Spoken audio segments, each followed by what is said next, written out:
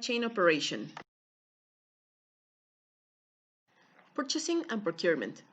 Despite purchasing and procurement are different activities, honestly most of the companies are focusing both activities under the same department. Main differences between them is that the procurement is focused on vendor selection and evaluation, market research and contract negotiation, while purchasing works with quotation requirements, approvals, purchase orders issuance, and is responsible until the receipt of the goods.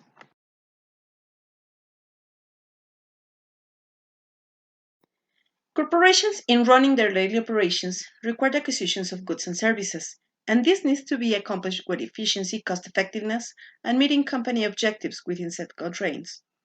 In this case, purchasing management is either a part-time or full-time corporate initiative to accomplish this successfully. As companies mature, this initiative becomes its own profession and fifth form within the corporation. In the thousands of corporations that landscape our economy, purchasing is an executive position, department, or cost or profit center, and it's a critical function of corporate governance. Why do you think it's so important, purchasing management? Because more or less 80% of the expenses of the company go through the purchasing department. A well-known statement of the objectives of purchasing is to acquire the right quality of material at the right time, in the right quantity, from the right source at the right price. This somehow guide statement is criticized by some as being kind of superficial and simplistic. Okay, it's valid because this definition provides a practical starting point of discussion. But purchasing is more than that. Purchasing is also supply the organization with a flow of materials and services to meet their needs, to ensure continuity of supply, maintaining effective relationships with existing sources, and developing other sources of supplies, either as alternatives or to meet emerging or planned needs. Also, it's to buy efficient and wisely, obtaining by an ethical means, but the best value by every pound or every dollar spent. To maintain sound cooperative relationships with other departments, providing information and advice as necessary to ensure the effective operation of the organization as a whole. And also develop staff, procedures, policies, and organizations to ensure the achievement of the objectives, okay?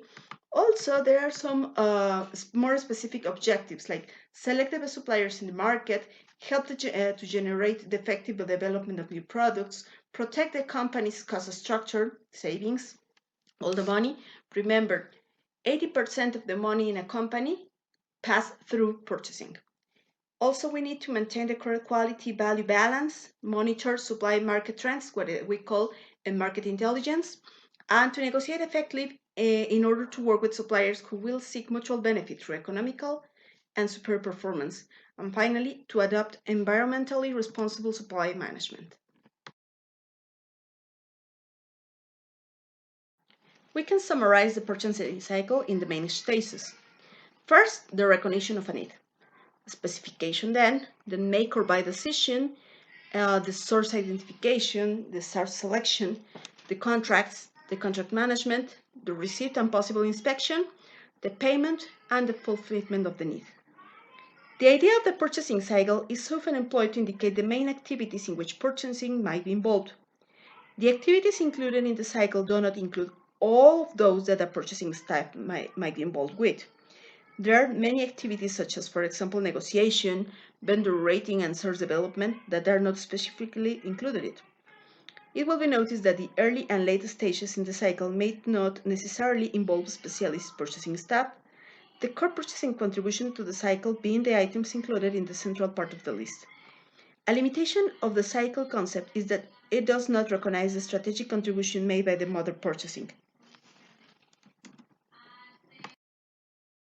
Let's talk about inventory management.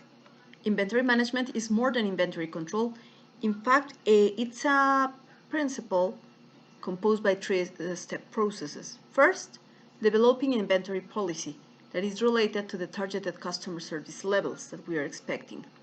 Second one is planning inventory based on demand patterns and production schedules.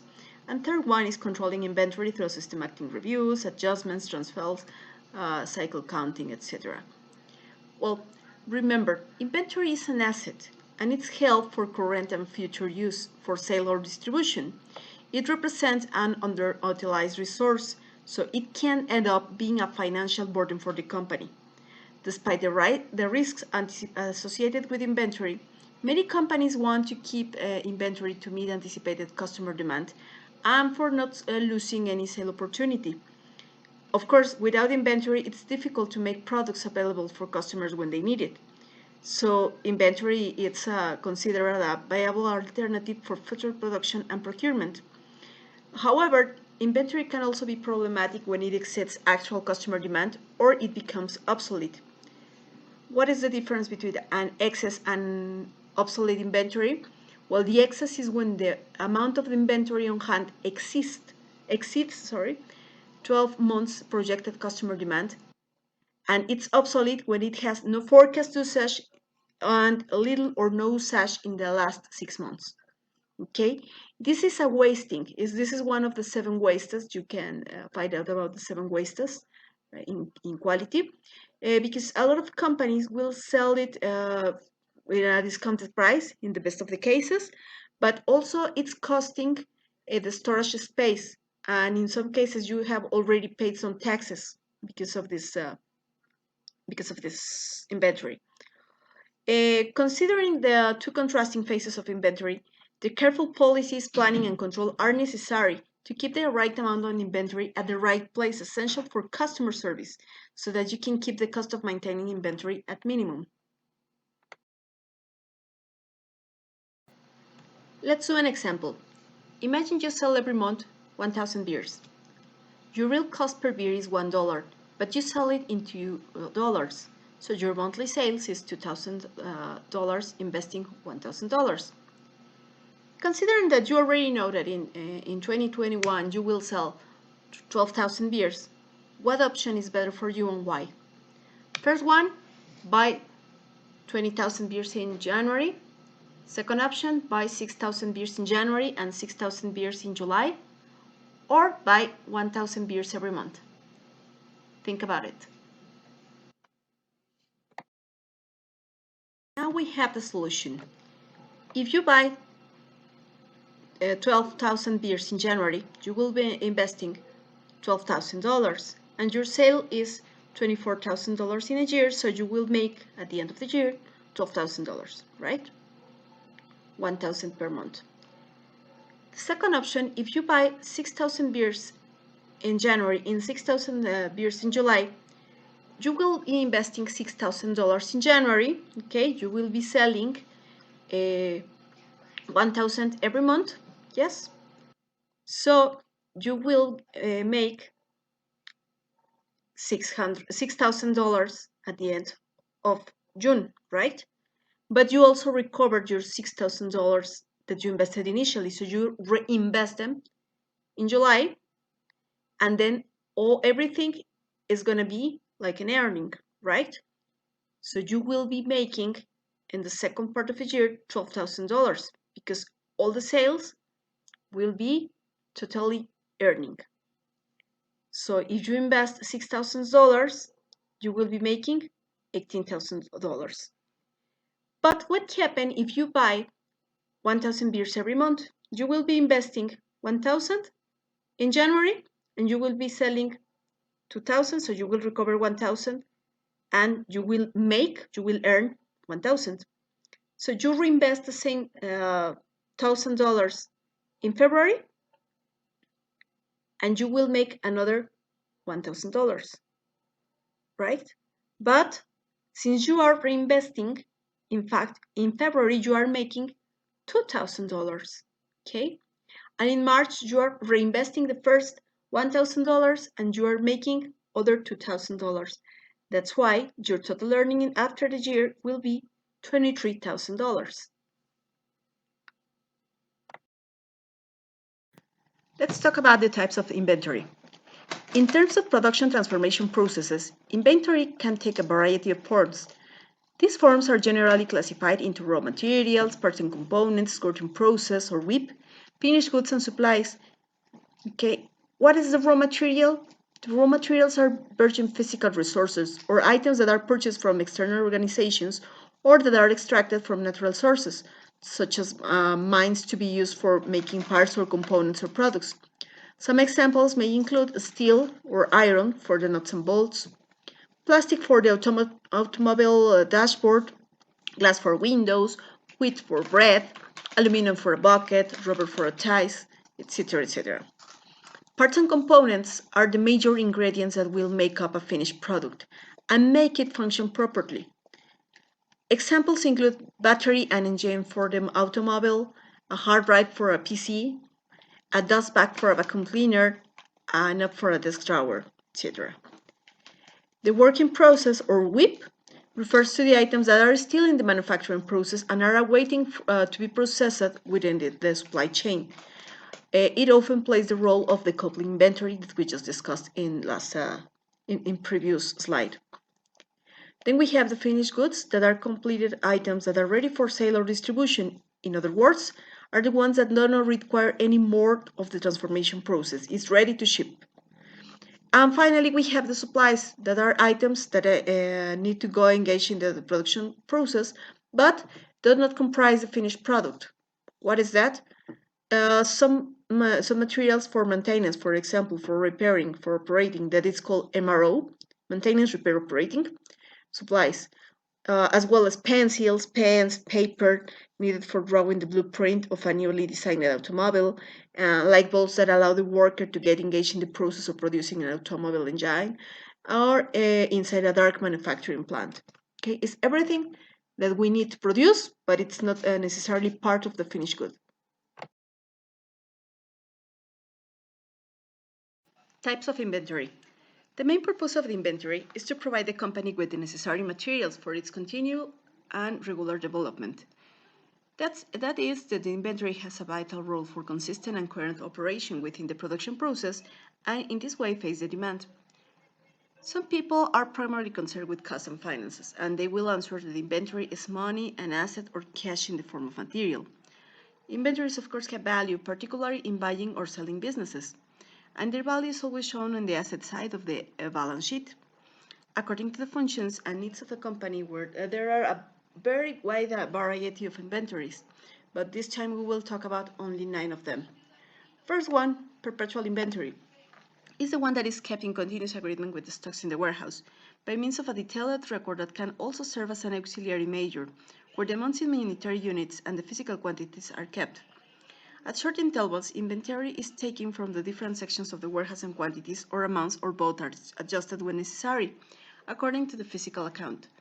Perpetual records are useful for preparing monthly, quarterly, or provisional financial statements.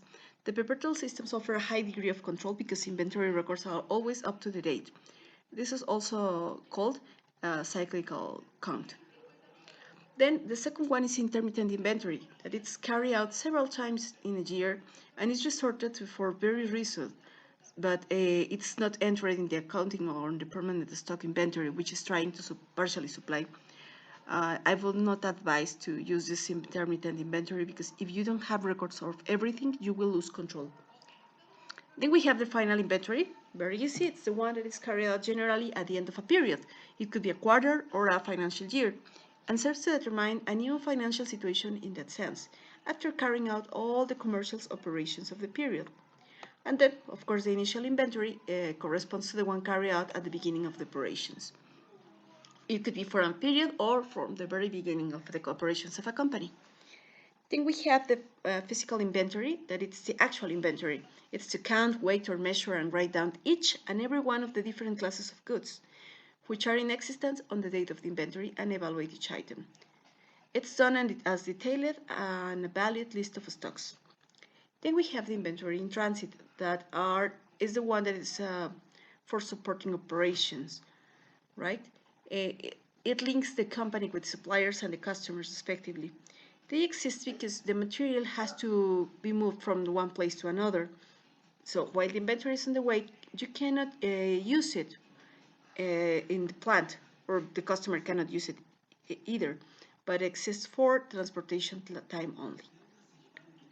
The owner of the inventory is the one who is already got invoice. Then we have the inventory in consignment, that is the merchandise that is delivered to be sold, but the property title is kept by the seller. Then we have the cyclical inventory, that are inventories that are required to support the decisions to operate according to lot size. And this occurs when instead of buying, producing, or transporting inventories of one unit at a time, it's possible to decide to work in batches. In these ways, inventory tends to accumulate in different places with the system. And finally, we have the safety stock inventory. That is a quantity of inventory that is over and above the expected demand. It's carried to protect against unexpected fluctuation in demand or supply. In a perfect world, we are not in a perfect world, but in a perfect world, safety stock inventory will not be needed. But forecast schedules and suppliers are never perfect. So safety stock is carried to protect customer service.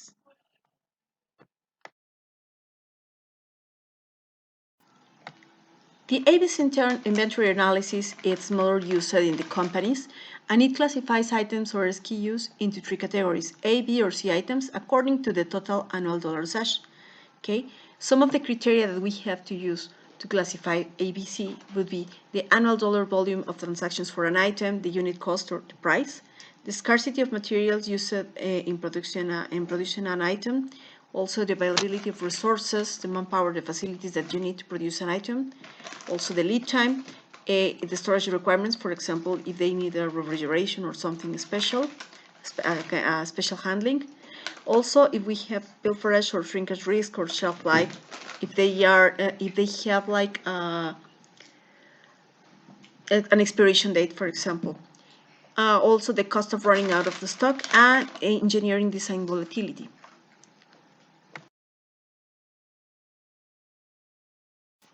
Here we can see an illustration of the ABC classification scheme depending on the question, right? And depending on the annual source, the unit cost, the lead time, and the shelf life.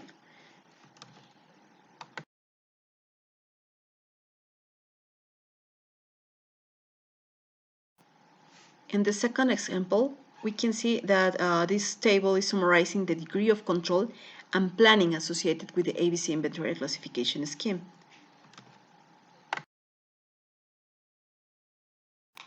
This third example provides specific guidelines for managing different types of inventories.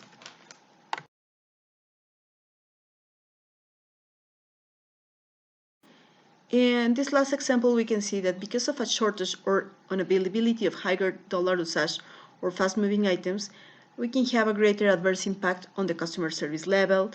Different customer service strategies should be developed then according to the ABC classification that we see. Now let's talk about the economic order quantity, that it's the Harris-Wilson model. I'm going to mention it this because it's part of the program, but honestly, it's very difficult to apply because this is a popular approach for calculating the quantity to order. Okay, we use a formula called the EOQ formula that determines the least cost quantity at which acquisition cost equals to the cost of possession. If you remember, we did an exercise with beers in previous slides, uh, trying to calculate which is the best amount to buy to spend the less money possible and make the more money, right? Well, this formula is very simple. The order quantity in units is going to be the square root of two times the annual usage in units per order in cost in dollars per order between annual carrying cost percentage per the cost per unit in dollars, right? Why I'm not going deeper in this model? Because this model assumes that the ordering cost is constant and it does not depend on the quantity ordered. Okay, so unfortunately, if we work at in theory, it works, but in practical situation, honestly, it's not really true. But in the other hand, nowadays we also have some ERP, some programs, some softwares that are calculating this by themselves. So don't worry, maybe you don't remember how to calculate the square root, but it's not going to be a problem, and it's not going to be in a test or in a survey for this class, because it doesn't make any sense to work it when it's not really working. Activity 4. Remember, you have to join in teams from 4 to 5 members, and depending on your product prototype, you will have to develop Of course, the cover, the index, the introduction saying what is this work about. Imagine that you are explaining to your friend what is this work about. It's going to be 1 point. Then you will have to develop the types of inventory warehouses applicable according to 221. It's going to be 2 points. And then from the 4 ABC classification examples given in 2.2.3, you have to describe which one will work better for the company and justify your response. It's going to be another 2 points. And then you have to describe your purchasing management process in general terms. You will have to include your goals and cycle. Remember, we see some applicable, some different goals for the purchasing management area, but you will have to see if they are applicable for your company or not. And also the cycle, maybe you can modify it. You don't have to copy mine, okay? Because the one that I am sharing you, it's like a general one. You can do it better. And then it's going to be that's going to be 2 points. And finally, we'll have the individual conclusions when you are explaining your learning during this work. Remember, it's going to be minimum half a page, and it's worth 3 points evaluated individually. Port logistics. Transportation modes. A mode of transportation is the means by which people, freight, or information gain mobility. The three basic means of mobility are land, road, rail, and pipeline, water, and air. The delivery decision includes three questions. First, what mode of transportation is the most appropriate? The chosen transportation mode should adequately protect goods from damage in transit for a specific order. Second one is what is the best carrier? Third one is which supplier offers the best value? Transportation usually represents the greatest distribution cost. It is usually easy to calculate because it can be related directly to weight of number of units. Costs must be carefully controlled through the mode of transportation selected among alternatives, and this must be constantly reviewed.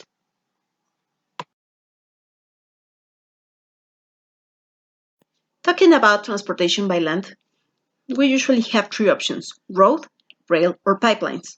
Road are the motor carriers or trucks, and this is the most flexible mode of transportation and accounts more or less 80% of transportation expenditures in US firms. This mode offers the advantage of point-to-point service over any distance for a variety of products in weight and size. Compared to other models, the service is fast and reliable, with low damage and loss rates. Consequently, motor carriers are the preferred mode for organizations operating under a just-in-time system. The motor carriers can be divided into three categories. One, less than truckload, LTL, when you are only renting like a little portion of the truck. That's LTL. Also, we have the truckload, TL, or also called full truckload, FTL, when you rent the entire truck because you need to transport a lot of material, so it's worth to pay for a full truckload. And finally, we have the small part. So when you only need a little bit part of the truck, or maybe if it's too much, maybe you can rent like a small truck, uh, a small car or something like that. Sometimes even a taxi or whatever. Okay, the most common, to be honest, is LTL or FTL.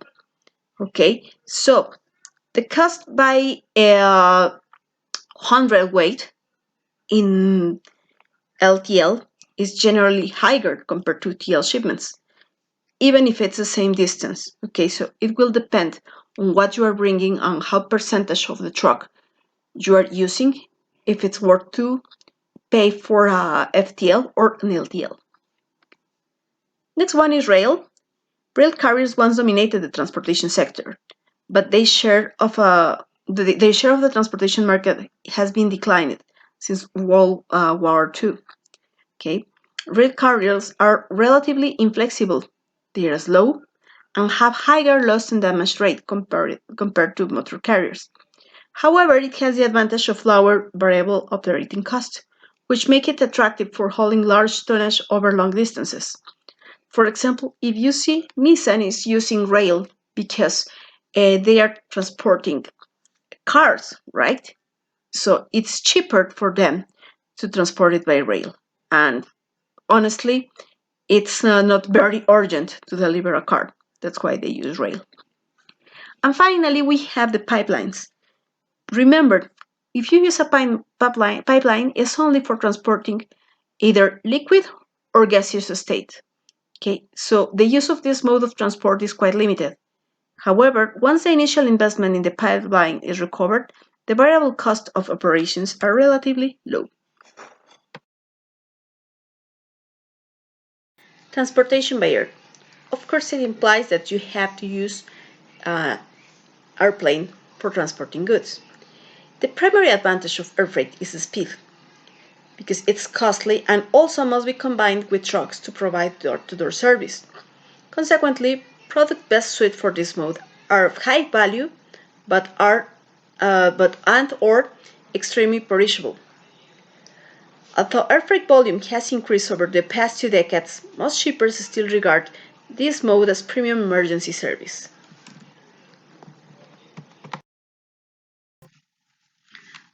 Transportation by water or by boat. Although most international trade uses water carriers, referred to as international deep sea transport, this mode is also used domestically in inland water and coastal systems and lakes. Although inexpensive compared to other modes, water carriers are slow and inflexible. Similar to rail, waterway transportation is best suited for hauling large tonnage over long distances and is frequently used for bulk commodities such as coal, grain, sand, etc. Furthermore, compared to other modes, water carriers are disadvantaged because of the need for suitable waterways, ports, and handling equipment. Water carriers also must team up with motor carriers to provide door-to-door service. Many waterway shipments involve the use of containers. Containers also can be transported via truck or rail from the point of origin to the final destination. Let's talk about the Incoterms, the international commerce terms. In 1923, the International Chamber of Commerce conducts first study of most commonly used trading terms, highlighting disparities of their interpretation. In 1928, the second Incoterms Rules study expands the scope to improve clarity of trade terms in over 30 countries. In 1936, the International Chamber of Commerce publishes the first edition of the Incoterms Rules, featuring 6 trade terms relating to carriage by sea. In 1953, 3 new non-maritime terms addressed to the rise of transport of goods by rail in the wake of World War II: FORT, free on rail, FOT, free on truck, and DCP, deliberate cost paid. In 1967, the International Chamber of Commerce launches the third edition of the Incoterms Rules, including 2 new terms: DAF, delivery at frontier, and DDP, delivery in country of destination. In 1976, the fourth edition of the Incoterms Rules announces new terms to end the confusion relating to the interpretation of the FOF, free on board for air transport. In 1980, FRC, free carrier term, and new documentation processes introduced to address rise of containerization. In 1990, the International Chamber of Commerce unveils Incoterms 1990, a complete revision of the 1953 version, reflecting contemporary practices in international trade and use of intermodal transport. FRC becomes FCA. Changes also contain provisions for the use of electronic messages. 2000. Publication of Incoterms 2000 sees major changes to the delivery section, which made the term FCA free carrier far clearer and easier to use. In 2010, the International Chamber of Commerce releases Incoterms 2010, reducing the number of terms from 13 to 11 by inclusion of 2 new rules for use irrespective of the agreed mode of transport. Other modifications to reflect contemporary trade landscape comprises measures to enhance cooperation among parties and adaptations regarding commodity sales and also domestic transactions. For 2020, the second half of 2019 there was a review so that the new Incoterms 2020 can enter into force the 1st of January of 2020.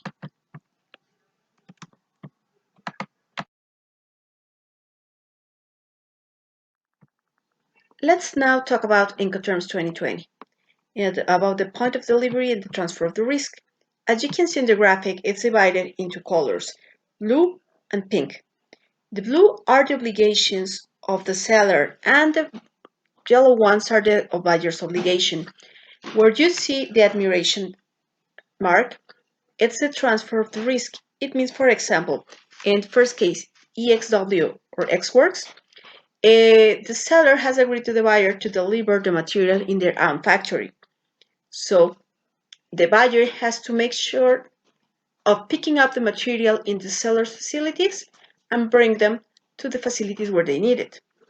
Okay. The next one is FCA or freight carrier, where you say, oh, it's very similar to the X works, but the difference is that the buyer is saying, seller, I want you to deliver this material to my preferred carrier. It could be UPS, DHL, FedEx, or any other carrier, right? And you decide where the seller is delivering this material. It could be in their own facilities, or he can take the material to the facilities of the carrier, which is not very common. Usually the carrier is picking up in the seller's factory. Then we have TAS, free alongside ship. This is for sea freight. And it is supposed that the seller has to deliver the material next to the boat, and then starting there, the buyer has to take care of the transportation, insurance, everything. He's responsible for all the material. Okay, the seller has already delivered it, and he has to get paid for the material that he delivered. Okay, the next one, FOB or free on board. This is also for sea freight. Okay, it is supposed that the obligation of the seller finishes when they put it not next to the boat, they put it on the boat. Okay, and once that it's on the boat, it's responsibility of the buyer. The next one we have is custom freight. If you see, it also reads port of destination. It means that the seller is responsible for all the costs related until the arrival to the port of destination. And from there, the buyer is responsible. Okay. In this Incoterm, the only responsibility that it's not on the seller is the insurance. The insurance will be under buyer's responsibility. If we talk about including the insurance cost, then we're talking about CIF, that is cost, insurance, and freight. And this is for the port of destination. If you see, it's very easy to identify which ones are for sea freight because it reads port of landing or port of destination. Okay, the next one is the CPT or cost paid to, where you are the seller is paying everything until the place of destination. For example, let's imagine that you are exporting to USA, and you can say, well, I'm selling you CPT Laredo. Okay, maybe your customer is in Wisconsin, okay, but you're offering to put it into Laredo, or maybe in an intermediate place, okay? It will be depending on the agreement that you have. Also, you have CIP, that it's carrier and insurance paid to, and you are saying where you are putting this, okay? The next one is delivered at place unloaded. Okay, if this is a new one, is a DPU, and again, you have to agree with the buyer where you are after every Incoterm, you have to put the place of destination or the agreed place, okay? And then we have that it's delivered at place. That it means that you are taking care as seller to deliver in buyer's facility, but you are not paying the taxes. If you are paying the taxes, then it's called delivery duty paid. This is the major responsibility for the seller. Okay, which is the most common Incoterm? Depending. If we are talking about big companies, maybe they can deliver to their customers, even with DDP. Okay, but when you are a part of the supply chain of a big company, but you are not a big company, it's usually X works. Why? Because it's cheaper. For example, let's imagine Nissan. Okay, who do you think will get better rates for transportation? Nissan or Patito SA? Of course, that Nissan will have better rates. So Patito SA will sell X works because if you want to sell with DDP, it's going to be really expensive, and it's going to be expensive also for Nissan. Okay, that's why it will depend. The Incoterm will depend a lot of your capacity of negotiation. Channels of distribution. Channels of distribution. Distribution channels move products and services from businesses to consumers and to other businesses. Also known as marketing channels, channels of distribution consist of a set of interdependent organizations, such as wholesalers, retailers, and sales agents, involved in making a product or service available for user consumption. Distribution channels are just one component of the overall concept of distribution networks, which are the real, tangible systems of interconnected sources and destinations through which products pass on their way to final consumers. A basic distribution network consists of two parts. First, a set of locations that store, ship, or receive materials, such as factories, warehouses, retail outlets. And two, a set of routes, land, sea, air, satellite, cable, internet, that connect these locations. Types of intermediaries. Many products take paths that include channel members in addition to the producer and the ultimate consumer or industrial user. These channel members are known as intermediaries or middlemen. They operate between the producer and the consumer or user to help in the movement of goods and services. Let's take a look to the different types of intermediaries. First, retailers. Businesses that buy consumer goods and sell them to ultimate consumers are retailers. Retailers perform functions such as buying, selling, promoting, storing, and pricing goods. They may also provide customer service such as credit, installation, and repair. McDonald's, Macy's, Liverpool, at your neighborhood gas station are examples of retailers. Second, wholesalers. Businesses that buy goods from producers or agents and sell them to retailers are called wholesalers. Wholesalers buy a variety of goods from many manufacturers and sell groups of related products to retailers. For example, a wholesaler might purchase baseball bats from one producer, mitts from another, baseball from still another. A retailer will then be able to purchase all the baseball equipment from one source, rather than having to contact each producer. Important functions of wholesalers include packaging, transporting, and storing, extending credit to retailers, and providing promotional and consulting services. And third, agents. Businesses or individuals that assist in the sale and or promotion of goods and services, but do not buy them from the producers are known as agents. They don't take title to the products. In other words, they never own them actually.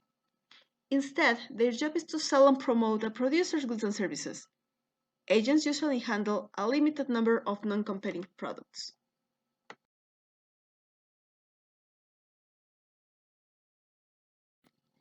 Distribution channel characteristics. We have three different channels: for consumer goods, for industrial goods, and for services. Let's start with channels for consumer goods. There are five basic channels of distribution for consumer goods. They are producer to consumer. With this type of channel, goods move straight from the producer to the consumer. Direct distribution. This is the simplest of all channels. It can take place where the good is produced, like a pumpkin farm, for example, and it taking place in warehouses or outlets owned by the producer, or it can take place through producers' catalogs or online sites. By selling goods directly to consumers, producers are able to maintain tight quality control of selling, installation, and servicing. However, the producer retains all distribution costs. The second one is producer to retail to consumer. Producer to retailer to consumer, sorry. When it is not possible for a product to reach a large number of consumers on a direct basis, the producer will often decide to distribute products through intermediaries. Retailers can provide great distribution of products to consumers. and at lower cost than producers can on a direct basis. Most retailers who deal directly with producers buy in large quantities due to the size of their businesses and the great demand for products. Large department stores and retail chains are among those that usually deal directly with producers. All your favorite channel searching wholesalers such as Sam's Club and Costco open their doors to ultimate consumers as well as retailers, creating a unique producer to wholesaler to consumer channel. The third one is channels of distribution for consumer goods, producer to wholesaler to retailer to consumer. Since many producers cannot offer small shipments, they often require buyers to place large orders for goods. However, most retailers cannot buy the large quantities required. This is why producers use wholesalers to sell to smaller retailers. This is the most common channel of distribution for consumer goods.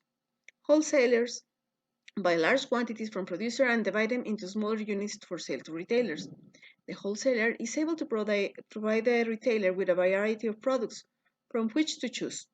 This helps the producer as well because large bulk sales can be made to a few wholesalers rather than to many retailers. The fourth one is producer to agent to retailer to consumer. Some producers do not want to take the responsibility or spend the time or money to sell their goods, but they are prepared to handle many other marketing functions. These producers contract with an agent to sell the goods to retailers. The agent's job is to bring buyer and seller together. Once the sales are made, the producer assumes responsibility for processing the goods to the retailers. This channel is frequently used by the producers to reach large retailers. And the fifth and last one is producer to agent to wholesaler to retailer to consumer. To reach small retailers, producer will contract with agents to sell their goods to wholesalers. Wholesalers in turn buy large quantities of the goods and sell smaller amounts to many small retailers. When using this channel, producers are able to share the responsibilities for distribution with a maximum number of intermediaries. Now let's talk about the channels for industrial goods. Goods that will be used to make other goods or services or will be used in the operation of a business are known as industrial goods. They are consumed by industrial users. Channels of distribution for industrial goods are separate from those used for consumer goods, but they are quite similar. Retailers, however, do not appear in any of the channels for industrial goods. The most common routes for these goods to take from producer to user the products are: first one, producer to industrial user. This is direct distribution route for industrial goods. It is also the most common route for them to follow, since most large industrial goods, such as airplanes or manufacturing equipment, require installation or special servicing. Producers feel that they are the best qualified to provide these special considerations. Second one is producer to industrial distributor to user. Industrial distributors function in much the same way as wholesalers for consumer goods. They buy large quantities of goods and raw materials from producers and sell small quantities to industrial users. Unlike wholesalers, however, they tend to specialize in selling a limited number of products. They frequently carry small standardized parts and operating supplies that industrial users need on a continuous basis. By having supplies on hand, they are able to help industrial users obtain goods faster than they could from producers. Chemical and machine parts often move through this channel. Third one is producer to agent to user. Producers who do not have their own sales force contract with the agents to promote and sell their goods to industrial users. Shipments of goods is direct from the producer to the industrial user since the agent does not take any title to the goods. This channel is used frequently for construction equipment and other industrial goods with unit price high enough to justify selling directly to industrial users. And fourth and last one is the producer to agent to industrial distributor to user. When a goods unit cost is not high enough to justify selling directly to industrial users, industrial distributors will be added to the channel. The industrial distributor buys large quantities of a good from an agent and sells smaller quantities to industrial users. This route is often used by small producers of items such as building supplies. And finally, we have the channels for services. Think about services for a minute. They are intangible activities, and they are performed by other people for money. They are productive acts that satisfy economic wants. Since services are intangible, producers aren't concerned about having to ship and store them, and usually services are consumed when they are produced. Therefore, most services follow a direct channel of distribution because they move directly from the service providers to the consumer or user. For example, if you want to have your dog's haircut, you take him to a dog groomer. The groomer performs the service directly on your dog. The service could not be handled through channel members. Agents can assist with the distribution of services. This channel will begin with the service provided moved to the agent and then to the consumer or user. An example of this indirect channel will be the service provided by entertainers who work with agents to promote and sell their skills. Travel agents, insurance agents, and stockbrokers are also channel members involved in the distribution of specific services.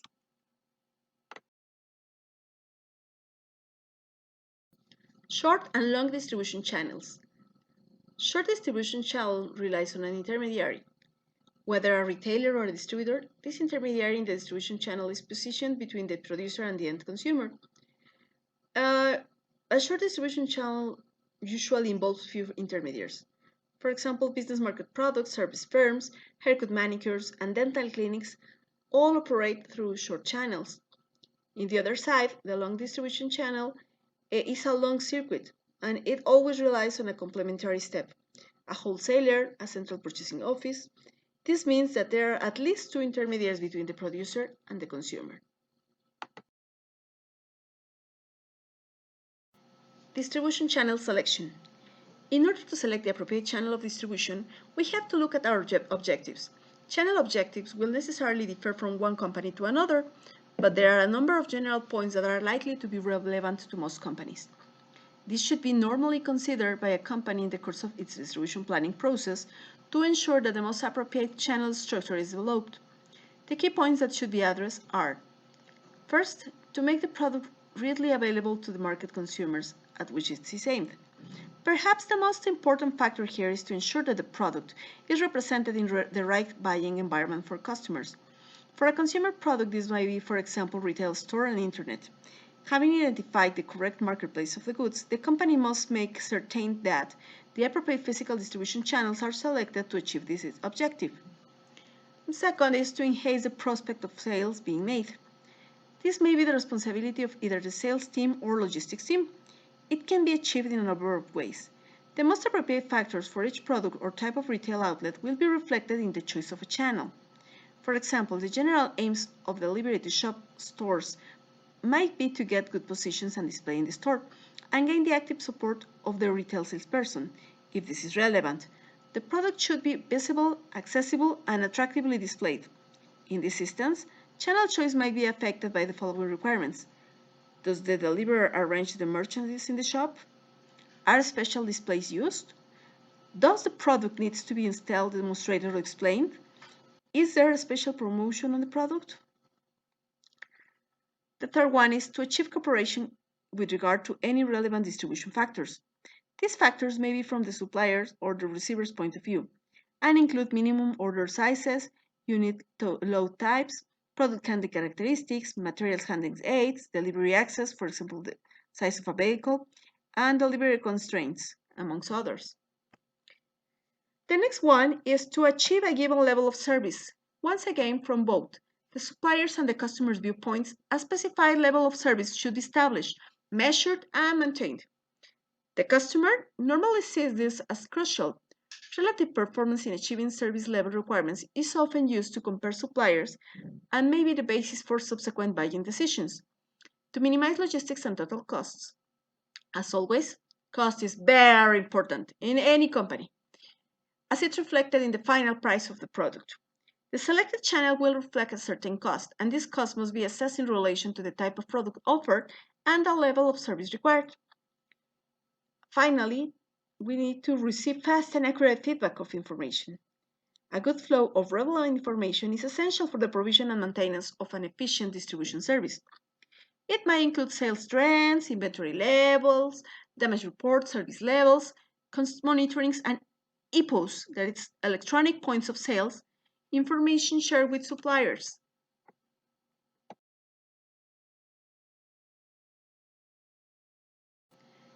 Conditional factors for design and selection of a distribution channel. As well as identifying the relevant channel objectives as described in the previous slide, There are a number of channels characteristics that also need to be considered. This includes market, product, and competitive characteristics. These different factors will affect the decision that need to be made when designing a channel to be used in a distribution system. Let's talk about the market characteristics. The important consideration here is to use the channels that are the most appropriate to get the product to the eventual user.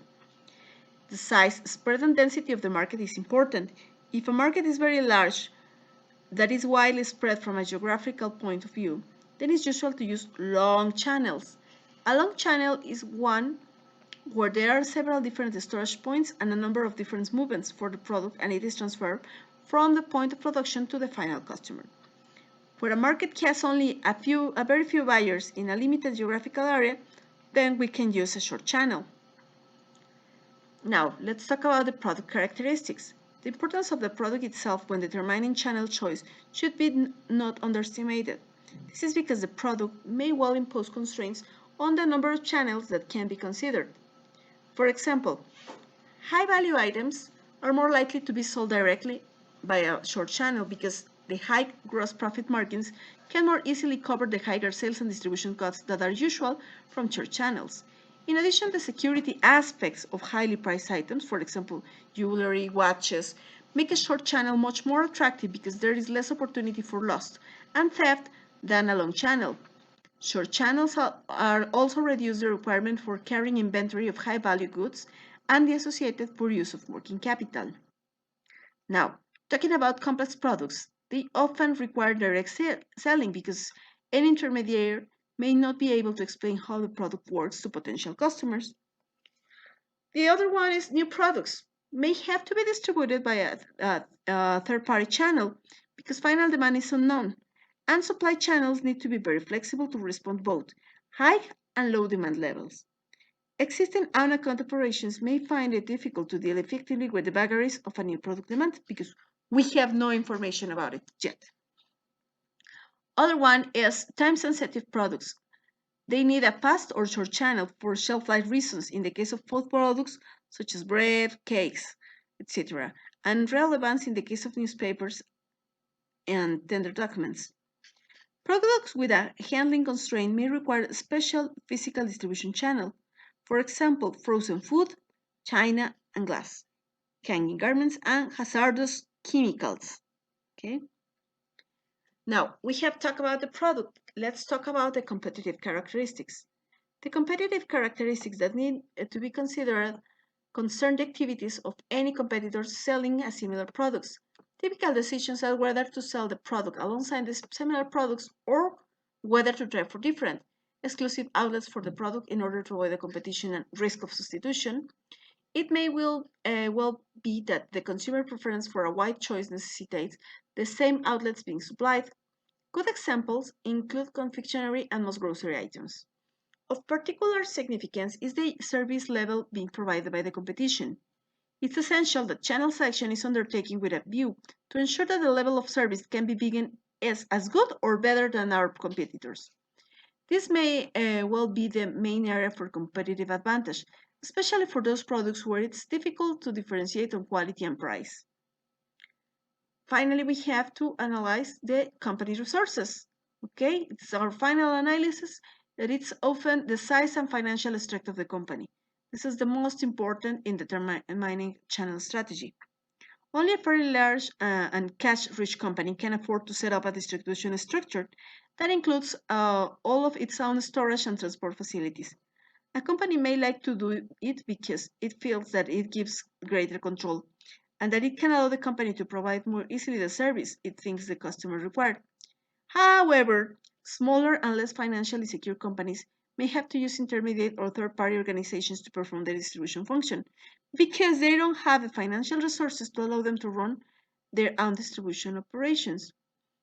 Finally, we can conclude that designing a channel structure, all the factors we have just described will need to be taken into account when we are designing a channel structure and when we are selecting the appropriate channel members. Once again, with your team from 4 to 5 members, you have to, based on your product prototype, and you will have to develop the cover, the index, the introduction saying what is this work about, it's worth 1 point, and then you will have to describe the transportation models applicable, and you will have to select the most appropriate for your product. And of course, you have to justify your response in 1 page at least, and it's going to be 3 points. Then you will have to describe your channels of distribution and justify this selection. It's again 1 page at least, and it's going to worth another 3 points. And finally, it's going to be the individual conclusions where you are explaining what did you learn when doing this work in minimum half a page. And this part is evaluated individually and worth 3 points. Customer satisfaction. Customer satisfaction criteria. First, reliability. Customers can believe in the company and in quality. Second, answers capacity. The employees are always ready to provide the service when the customers need it. Third, professionalism.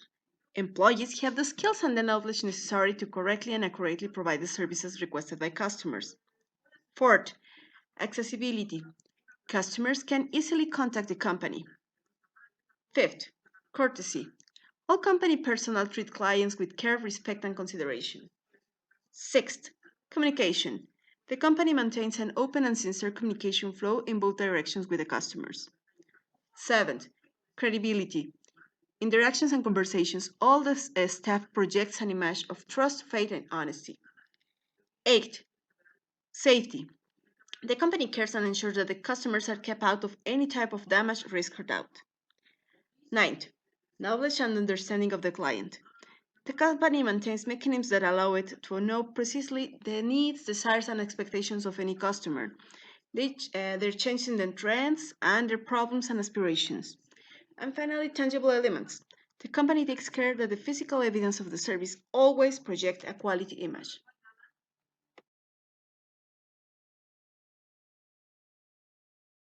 Kano's customer delight model. Noriaki Kano has developed a product quality model that distinguishes between three forms of quality. First, basic qualities are those that the customer routinely expects in the product. These expectations are often unexpressed until the product fails. For example, a car's engine should start first every time, and the sunroof should not leak. The second one is linear quality. These are attributes of which the customer wants more or less. For example, more comfort, better fuel economy, and reduced noise levels. Marketing research can usually identify these requirements. Better performance on these attributes generate better customer satisfaction. And the third form is the attractive quality. These are the attributes that surprise, delight, and excite customers. They are answers to latent, unarticulate needs and often difficult to identify in marketing research. As you can see in the figure that you have in your screen, Canning's analysis suggests that customers can be delighted in two ways: by enhancing linear quantities beyond expectations and by creating innovative attractive qualities. Exceeding expectations need not to be costly.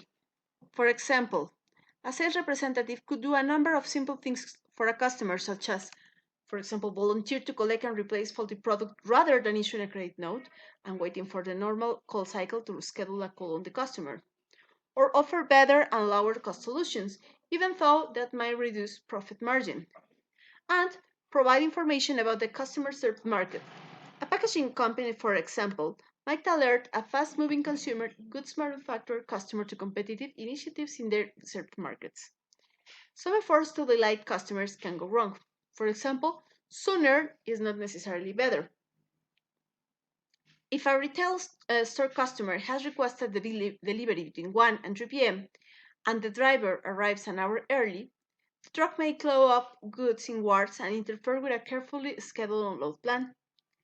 Many contact centers play music while callers are waiting online. This is to divert the caller's attention and create the illusion of faster passage of time. However, the cycle time of the selected music must not be too fast. Otherwise, callers would be exposed to the same songs repeatedly. Also, the music needs to be appropriate in the customer. Customers may not appreciate "I can get no satisfaction" by the Rolling Stones if they are waiting online to complain. A number of companies have explicitly adopted customer delight as their mission, including Audi Group, and until recently, American Express and Quick Fit, the auto service chain. Other pays homage to the goal but don't organize to achieve it.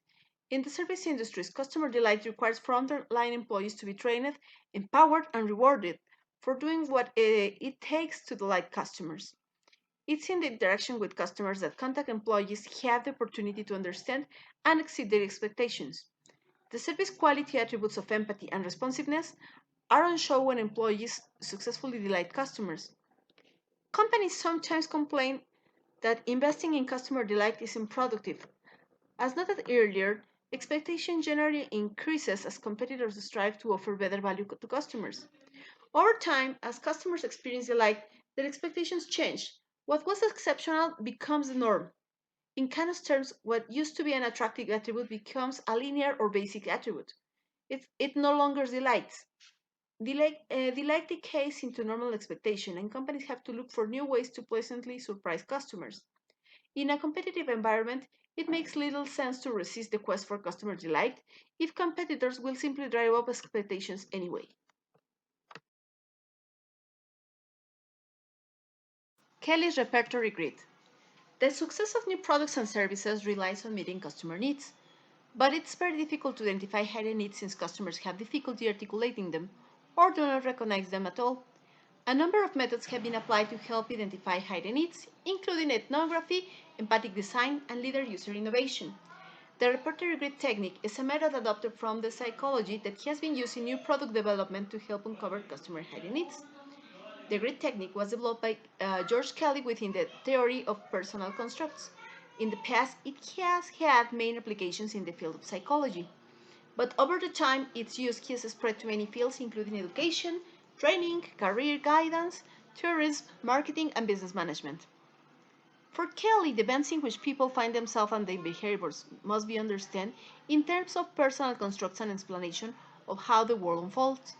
Constructs are created and reviewed through the experiences of people, so there is a continued review of them. Kelly considers that the constructs are always bipolar in nature, which makes it possible to simultaneously identify similarities and differences about the events to which they refer. The repertory grid technique has great flexibility, which allows its use in a wide variety of fields and for different purposes, being able to be used with qualitative and quantitative approaches. The technique can be used in conjunction with other techniques, as well as being used in the design of questionnaires for subsequent surveys. Once the researcher considers that the technique is adequate to address the knowledge of a certain topic, the process that is generally followed consists in four stages. In the first one, the elements to be used are selected. In the second, the constructs derived from the selected elements are formed. In the third, the elements are evaluated in relation to the constructs formed. Finally, the data collected is processed and analyzed. This technique allows you to make decisions once you have a qualitative and quantitative analysis of them. Here you can see an example with personal information about a career. We start with the work I would like to do, for example, journalist. Then my current job, teacher. A job I wouldn't like a steeplejack. A steeplejack is a person who is trained to work in very, very high places. Then we have to move to my ideal job, artist, for example, and what can be considered a well-paid job, like footballer, and a sociable, valuable job, like doctor. Then we can evaluate from 1 to 5 depending on the characteristics of each one. For example, if you have to use or not your brains, if you want to work outdoor or indoor, if it's useful for you or not very useful, if it's skillful or less skillful, and if it's reliable or not.